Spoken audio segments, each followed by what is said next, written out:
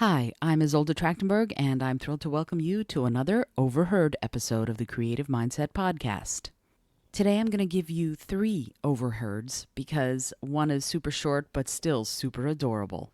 And today you might also hear cat purrs because my one cat ninja will absolutely not leave my lap. So you might hear him purring as part of this. Here we go. This one was overheard as I was waiting for the subway. 2 young women were talking. Young woman 1, I have issues. Young woman 2, which issues? Young woman 1, all of them, right here with me. I thought that was a really interesting and self-aware moment. First of all, obviously she was being funny, but second of all, to know even at 14, 15 years old that you've got issues and that you carry them around with you, I think is actually super mature.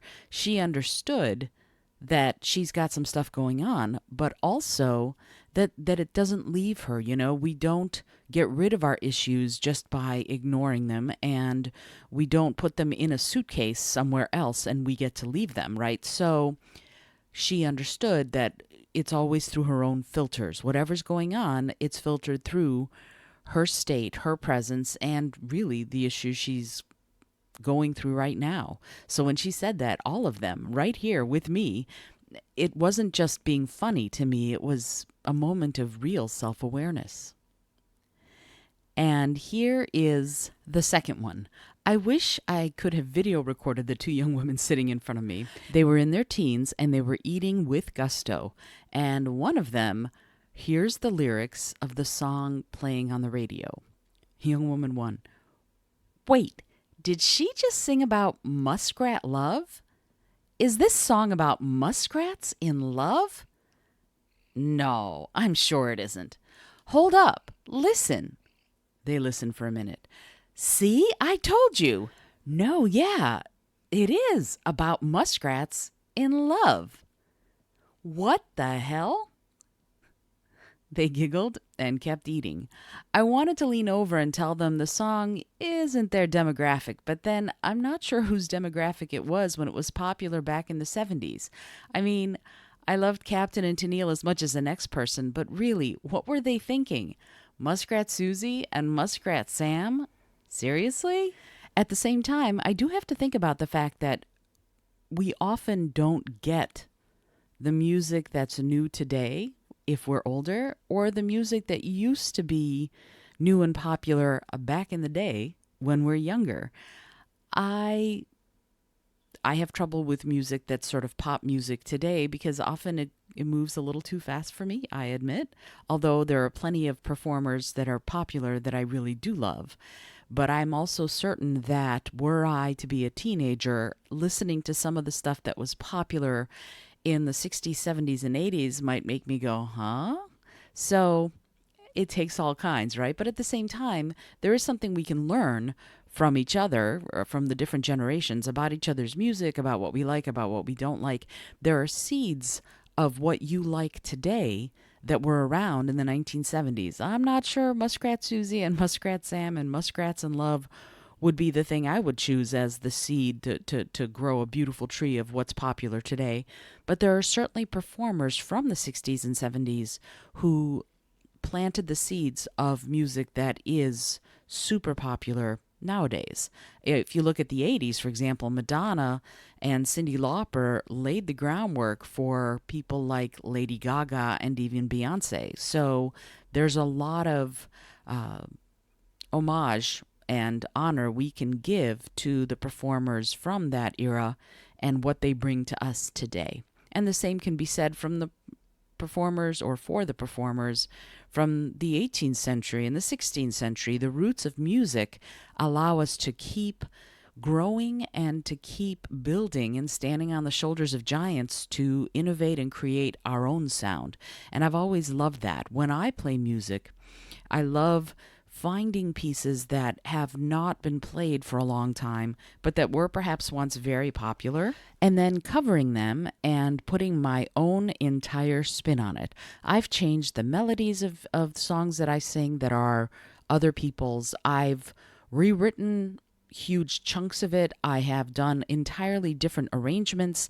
I've come up with my own guitar chords to back up the music that I'm singing. If you hear me do Joni Mitchell's Both Sides now, it sounds, other than the melody, it sounds almost nothing like the actual song that she recorded, because I love taking the roots of what they create, but then flowering my own beautiful blossom if I can.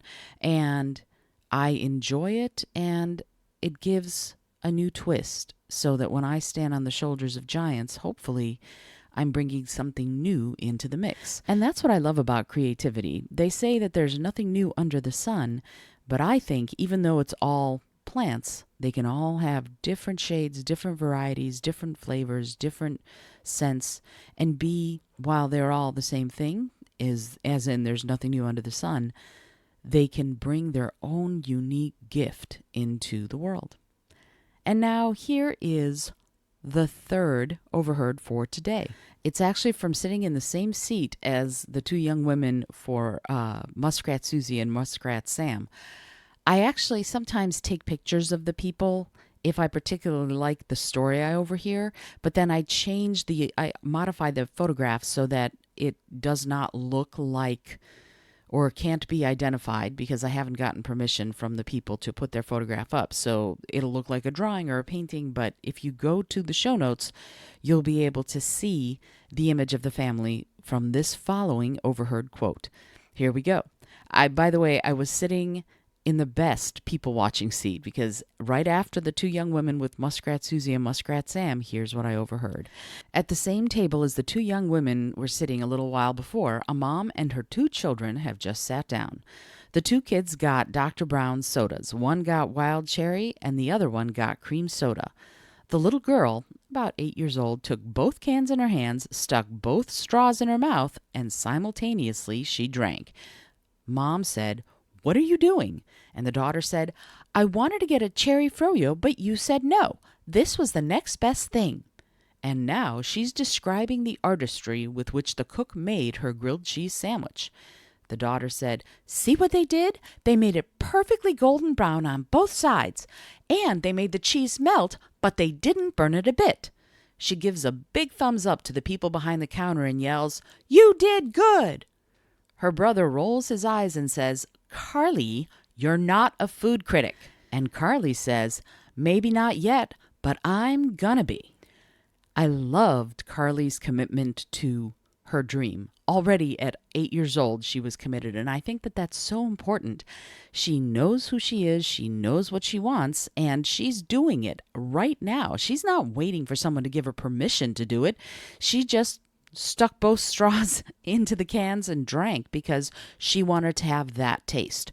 She knows what she wants out of her grilled cheese sandwich, and she's not afraid to say it. But also, and here's what I really loved, when they did well, when she enjoyed what food she was eating, she was very careful and appropriate and took the initiative to say something.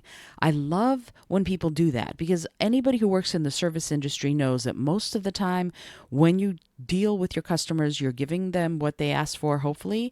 But if you hear back from them, it's because they have a complaint. It's because they have something negative to say.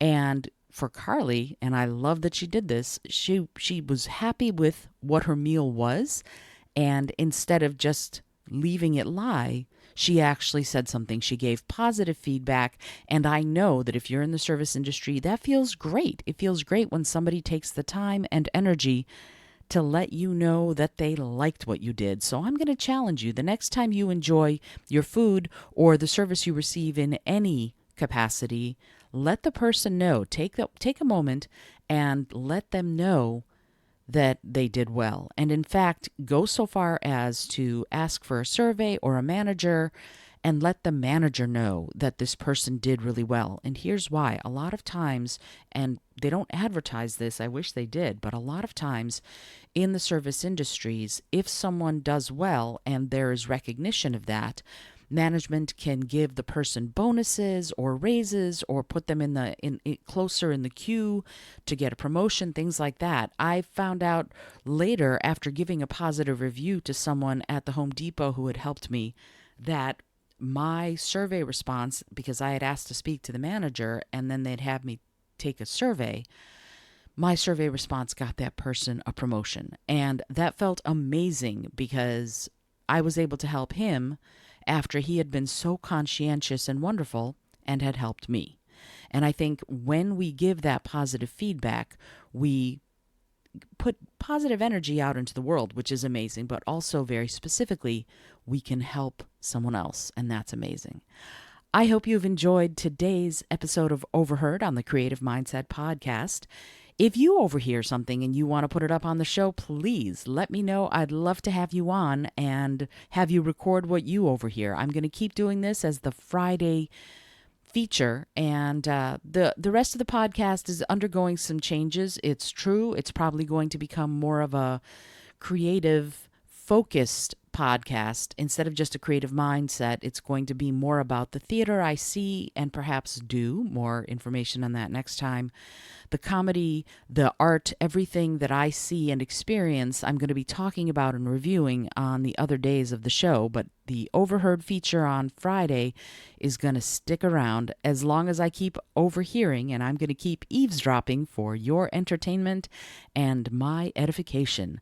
Until next time, this is Isolde Trachtenberg, and I send you all my love.